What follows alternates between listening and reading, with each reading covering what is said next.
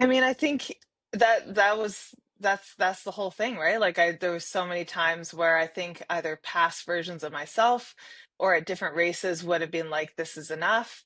And I think that's where it's a combination of like past experiences. Like High Lonesome in 2022, I had a really hard race at altitude and I barely finished, and I just sort of got through it because I really wanted the Hard Rock qualifier. And I think I learned from that race.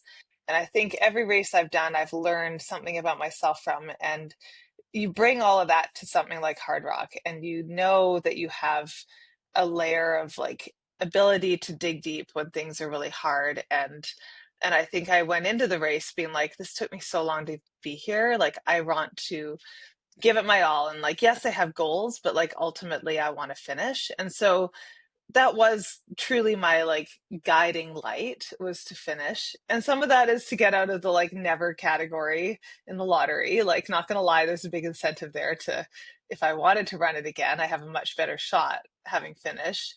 But I think a lot of it is just like having a lot of deep respect for the course and for the opportunity and for the sacrifices that I've made, that Billy and I have made together for me to be here, for the like life choices that we've made for me to be able to run this race, for my crew and my pacers, for everybody that was part of my race that came out and gave their time.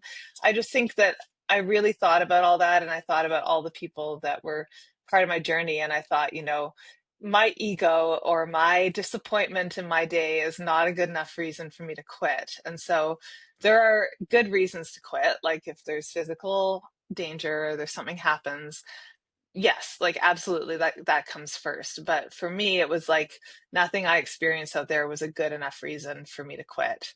And even when I knew I was getting slower and cutting to like getting closer to cutoffs, I was like, they're gonna have to cut me off, like I'm gonna go until they cut me off, which in itself is a very humbling thing to just sort of come to terms Mm. with, but also like I think a very pure thing that we love about the sport, really. Like if you can get to that point and just sort of distill it down to an experience. So that was my